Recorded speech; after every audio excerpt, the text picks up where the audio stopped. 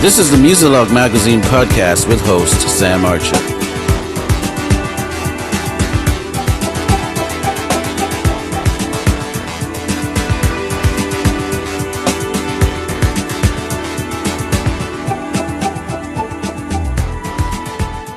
So how are you doing today? Good. I'm good. Nice to see you, meet you. Yeah, it's been a while. I know it's been back and forth. And how do you pronounce the last? I know the first name is Gretchen. Yeah. How do you pronounce the last name? It's Lieberum. Lieberum. Lieberum, yeah. And Lieberum. You're not alone. Hardly anyone knows how to pronounce it. I barely know. So you have problems pronouncing it too as well. Well, it's a pleasure to meet you. This is sort of like it's not new, but it's sort of like a new approach from Muzilog. We would normally get forwards and post, but we never really had a lot of. We couldn't accommodate much interviews and so on. Now we can. So it's one of the ways I'd like to help the artists and help the different publicists, and everyone is putting out product. It's just an additional way to meet the artists and get some insight, because we just get like a press release and it says, well, such and such and such, and they worked here and they recorded there, and now we have a record. And go to iTunes or go to Spotify and check it out. Sometimes we, as the fans, may just want to get a little background. What was going through your mind? And so you're out in LA. Are you originally from LA? No, I was born in Manhattan, actually. You're a New Yorker. Well, kind of. I lived there till I was a little girl and moved to Berkeley, California when I was about 5. So you're a New Yorker. We're going to claim you. You could, yeah. We're going to claim you. I'm a Brooklynite, so yeah. I'm over the river. Maybe a few years apart. Yeah. We're not going to give our ages away today on the show. That's fun. Yeah. So, okay, so you're originally from New York. You're based in LA. Now, you do a lot more than just being a solo artist, right? There's a couple of hats you wear. Yes. Yeah. So the biggest project I've got going on is I'm in a Prince cover band with Maya Rudolph, and it's called Princess. And we kind of like a comedy music thing. Although we're very serious about the music part. I've known Maya since college. She's one of my best friends, and we've been singing together for years, and we're both obsessed with Prince. So I had this idea to do. I see. Now, how many years have you guys been doing this? I think it's been about 8 years now. I mean, it just took off, and it just keeps going. And we actually got to meet him before he passed, which was amazing. Oh man! Yeah. What was that like? I mean, I kind of had an out-of-body experience. Okay. I kept cracking jokes, and I was, oh God. He was very kind, though. He gave us big hugs, and it was okay. How did he feel about you guys doing covers? Well, that's what I was worried about, because I'd heard he wasn't always had a friendly attitude towards that. We were just hoping that he wouldn't hate it. That was our baseline. Like, we just but we played on the Tonight Show, Jimmy Fallon, and apparently he watched it and he loved it, and then he invited us to a show of his in Southern California, and then we got to meet him backstage, and he was just very sweet. That's so cool. So cool. Well, let's get back to the project you have out now. Now, what number is this project? Is this your first debut, or is this project number? I've been making music for years, and I've made several other albums of original music. But I'd kind of just had this vision of a project I wanted to do for years, of doing all jazz standards. I love jazz. I love, I'm a huge fan of Nina Simone and Billie Holiday and Sarah Vaughan and Peggy Lee. And this is music I just really love and love singing. And, and when I was in high school, I was like in my high school jazz band. And my dad's a huge jazz fan. There was always jazz playing at my house. So this is just music I really loved. But I had an idea to present it in an unusual way, kind of like crack it open and not the usual production when you say, oh, it's an album of standards. It's like piano, upright bass, and brushes, and which I love. That's beautiful. I love that. But I was just kind of interested in doing something different. And I had wanted to do it for years. I just had batting around, and I had my friend who is a producer that I'd worked with on an earlier album named Keefus Ciancia. Yes. And who's amazing, and he's really a visionary. I mean, he just does such unusual, beautiful things, and musically, he's just kind of blows me away. But he was like the one person that I wanted to do it with, because I knew he had a reverence for this old music and would reference it in a beautiful way, but also do something kind of interesting and odd and unusual with it as well. So yeah, he's incredibly busy. So it's actually taken several years to. Oh, wow. What's the span? How long, how many years? I mean, gosh, I think we've been talking about it for years. Well, you guys actually spoke it into existence, huh? Yeah. And about 2 years ago, I started recording demos here in LA. He lives in France. So I started recording demos here in LA with a friend of mine who has a home studio and is an amazing jazz pianist. And I sent him, all in all, I did about 20 demos of just, and then I sent them all to Keefus, not all at the same time. Like I'd send one, and then 2 weeks later I'd send another. And then the ones that inspired him, he took and removed the piano, and then just kind of would build a track around my vocal. And he's really busy, and he has got his own band called Unloved, and he does the score for Killing Eve, and he did seasons 1 and 3 of True Detective with T-Bone Burnett. So, and busy guy. He's busy. So, oh wow. I just had to work around his. You had to buy an extra bottle of champagne, huh? Exactly. Finally got it together, and then we met in a studio in LA and brought in amazing live musicians to kind of flesh it out, and I re-recorded some vocals, and then COVID hit, and then COVID, so yeah, it just it took a long time, but we're finally here. Well, you made it through, and this project has how many songs on it? 10. 10. Oh, you did 20 songs. And you boiled it down to 10. Yeah. So is there going to be a volume 2 maybe? Or that's it? You guys just said we're done with this. I would keep going, personally. You want to keep going? Yeah, but I mean, the way things are now, you don't always have to put out records. I mean, I'll probably continue to send him okay. You can do a song or 2 songs. Nothing is wrong with that. Yeah. So I like your concept of don't explain.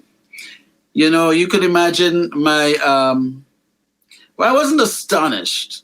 Normally you get a music video and you see the artist performing, So not all the time you see a video, kind of like Man in the Mirror. It's a song, but you don't see MJ in the song at all. Or is it I know George, what's his name? George from Wham. George Michael. He had another record that was like that, where you're hearing the song and he's not in the video at all. And so I'm looking at the video, and for a while I kind of forgot that it's your single. I'm like, am I in the right YouTube? So this person is dancing. I was like, but this is, it's a song that I think I remember. I think, well, of course, it's in a different arrangement. And so what was the inspiration, I guess, between the song and the video? How did that come together? Well, first of all, I'm kind of at a point where I feel like I don't need to be in my videos. Oh, okay. I don't even want to be in my videos. I think the music's really cinematic. And it is. It's big. It has that big band feel. But because it's cinematic, I think it really lends itself. It's almost like I want the videos to be little movies that aren't starring me, Okay. I had a vision, actually. So James Alsop, who is the dancer in the video, and she's an incredible choreographer. She's worked with Beyonce and J-Lo, and she worked on the last season of Pose that's coming out. And she's a friend I met through Maya Rudolph, actually, and has worked with us with Princess. I mean, our little dance moves are ridiculous for Princess, but we became friends with her through that. I just had a vision of her just dancing, just telling a story by dancing, and just her. And I pitched the idea to her, and she loved it. And but then my husband's a filmmaker. His name's Jacob Estes, and he's like, "Well, I want to get on this. Why don't we make it look good?" And so we did. And we ended up kind of making a little mini movie video. I like that. Your husband said, "I want to get in on this." That's okay. So all right. So I guess it's all in the family here. It's a full package. All right. Now, is this the first video? I mean, have you been working on the other videos for the project? No, there's a video for the song "Come Rain or Come Shine" that was actually created by my producer's daughter. So it really is all in the family. Her name's Raven Violet, and she's a really interesting artist. She does beautiful work. The video is all from found footage. So it's all like old public domain footage, and she made kind of a video collage it came out pretty beautiful. So that was the first video. Mm-hmm. So I'm curious now, are you with like a major label, or is this more like an independent type of a production? I'm just putting this out myself. No label.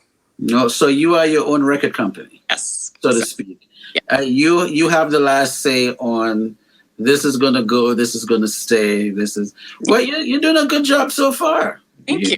I mean, based on what I'm seeing, you're doing a good job so far. And learn about the ever-changing climate of the music industry and learn how to position yourself.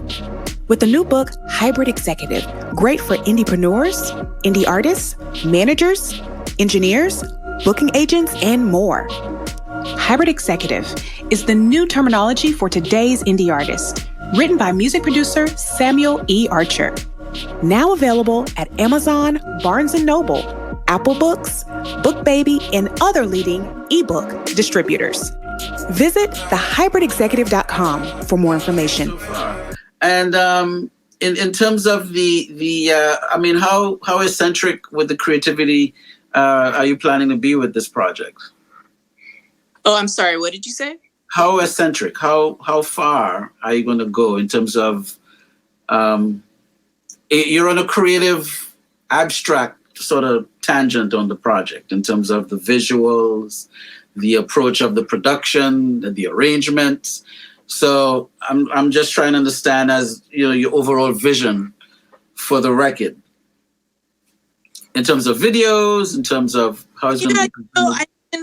I want to keep making more videos, and I mean that's the thing about being an independent artist. Obviously, I have the support of a label, but I do have the freedom and the creativity to just do whatever I want. And I think the way things are now, there are still set rules. Like I worked with a publicist to help get my project out there, and there's like, okay, you've got the first video, you pitch that, and then, you can't, and that has to be before the album. And then, like you could bend the rules a little bit. But yes, but I mean, there are still some rules that people play by and that I did as well. But now I feel like at this point, now that it's out, I mean, yeah, why not? Just the way things are now. I just, it's kind of the Wild West, like online and Instagram and YouTube, and the way you get your music out to people. I think I can make a video and put it out in 2 months. It'll still be fresh, I feel like, Yeah. I'm working with a company, that pitches to college radio stations. So we just started pitching the album, and it's getting a really nice response so far. So that's going to pop. So that question was for all the other indie folks that would be seeing this interview or listening to the interview. So that's cool. All right. So this is album number what? I know I asked you before, but you said you released a few records. So in terms of a solo project, this is what number? Let's see. 1, 2, 3, 4. This is the 5th one I've done. Album number 5. Yeah. Okay. And what is your favorite on this project? Oh, I think it kind of changes. It depends on your mood. Yeah. I'm really proud of the whole thing. Honestly, okay. But I'm also very critical of myself, as just, many artists are. It's hard for me to. Yeah, lighten up a little bit, Gretchen. Lighten up a little bit over there. Okay, lighten up. Don't be too hard on yourself. I always like, but as a whole, I'm proud of this project. I'm really, really excited by the way Don't Explain came out. And what's interesting is I sent that to my producer, Keefus, as a ballad. It was just me and piano. And then he just kind of like broke it open and added some amazing elements. Come Rain or Come Shine is another one that I'm really happy with the way it came out. But yeah. You have some numbers here that can contend with a James Bond type of a vibe, Yeah. I don't know if that was part of the visual, but whoever is there going to be a new James Bond actor, or are they still sticking with the guy that they have right now? I don't know, because I understand they switch them up so often, but it has that big vibe to it. Yeah. Yeah. Mm-hmm. Yeah. So, you have any performances and stuff now that are things opening up out in the West a little bit more? They're starting to, but the kind of the size venues that I would play, which would be like 100 or 200, like they're not open yet.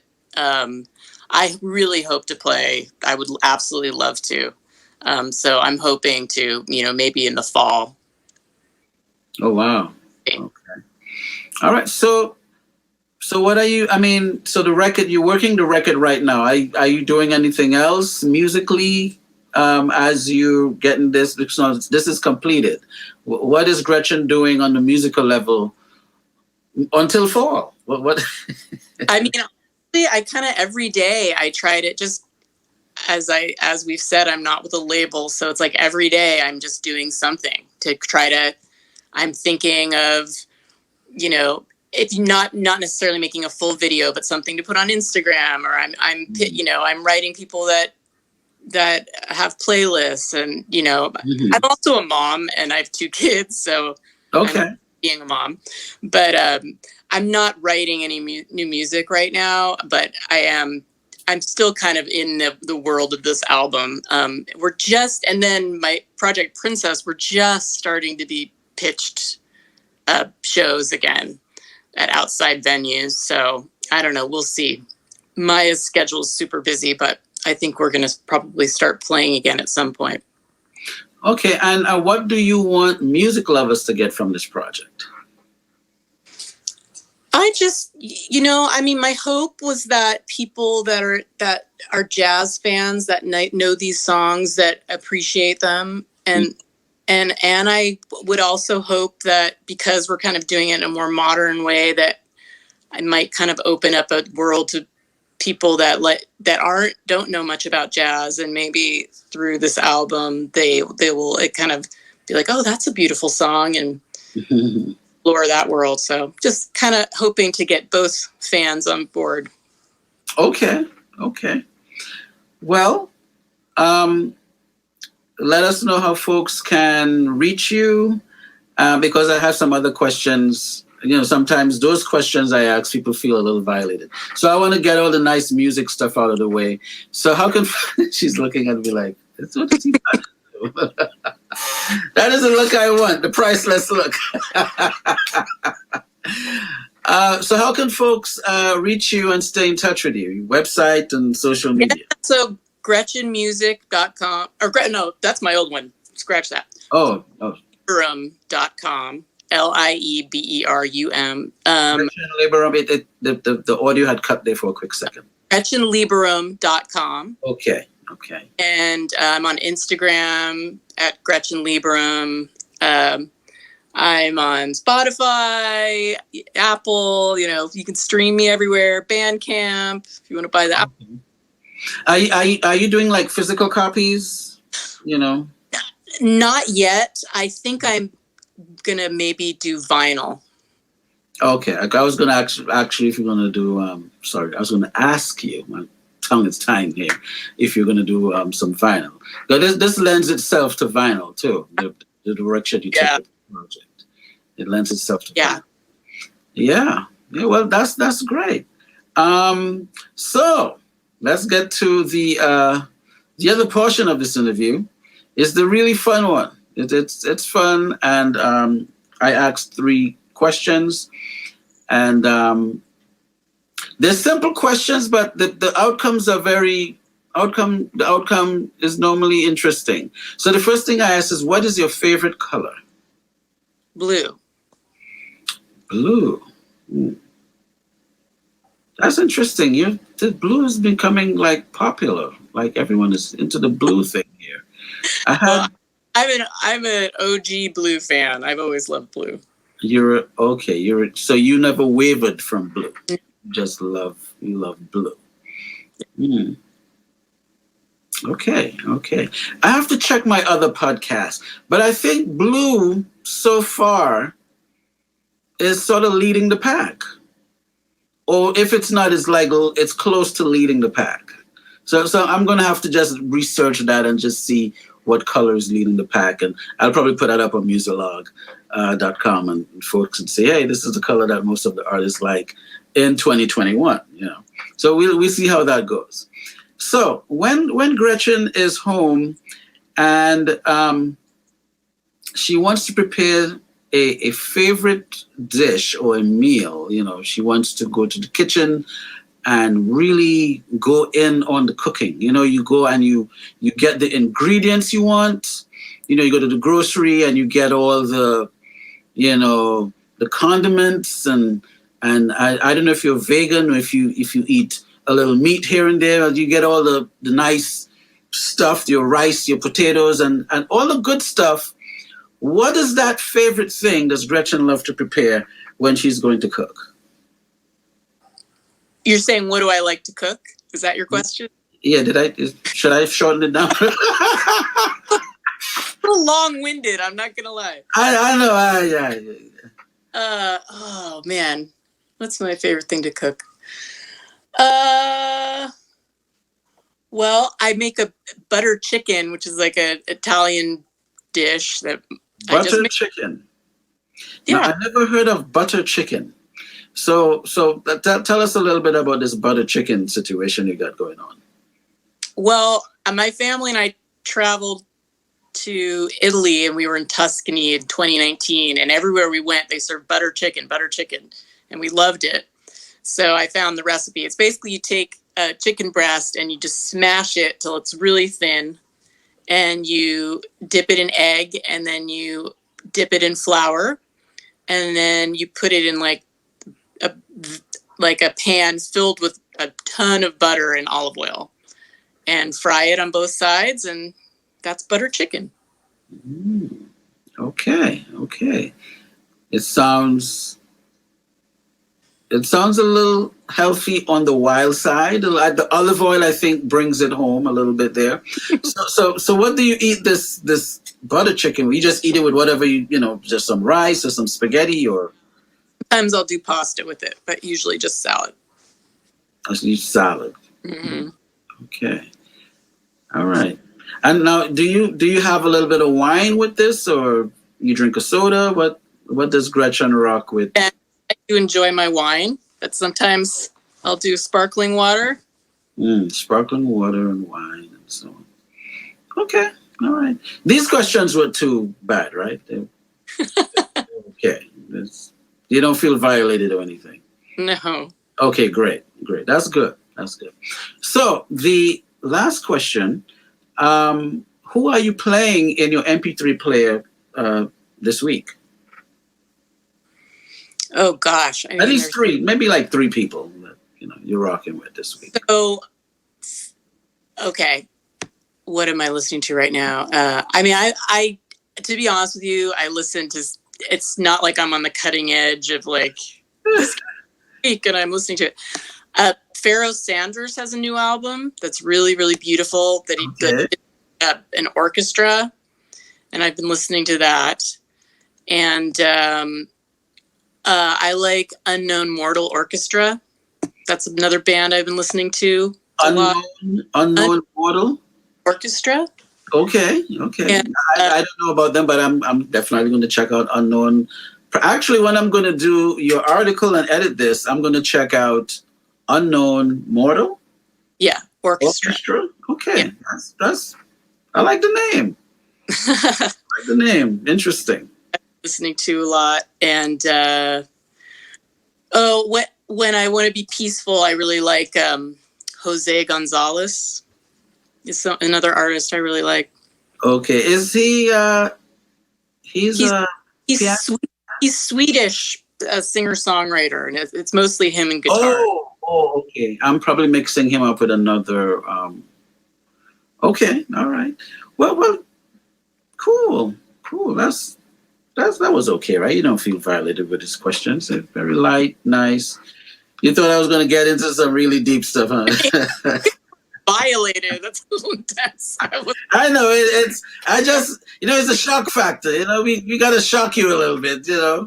So that's what's up. So is there anything I didn't get to ask you that you'd probably want the listeners and lookers to know, or did we cover everything? No, I think we got it. Just go check it out. I hope you enjoy it, everyone. So the full album is out right now. Yeah. Yep. The full record is available, and great. Okay, so Gretchen, this was lovely. Thank you for your time. I thought this was a great interview, and and tell the team that's working with you, great job so far. I will. You've been leading them with the iron fist a little bit. You're a little bit. You're kind of like, you're an iron fist lady a little bit. Yeah, exactly. Ooh. Actually, literally, I'm kidding. Not at all. I beat personality, but I hear you. And please stay in touch. If you have something coming out, shoot me an email. Say, hey Sam, we need this posted somewhere on the internet. Oh.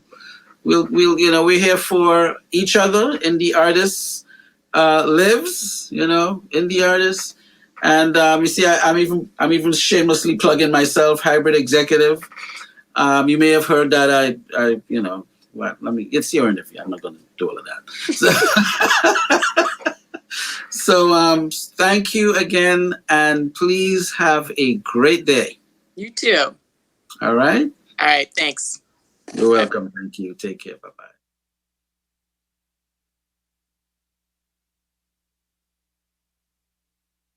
Learn about the ever-changing climate of the music industry and learn how to position yourself with the new book, Hybrid Executive, great for indiepreneurs, indie artists, managers, engineers, booking agents, and more. Hybrid Executive is the new terminology for today's indie artist, written by music producer Samuel E. Archer. Now available at Amazon, Barnes & Noble, Apple Books, BookBaby, and other leading ebook distributors. Visit thehybridexecutive.com for more information. Be sure to visit our website, muzilog.com. MUZILOG, muzilog.com, where music, entertainment, and culture lives.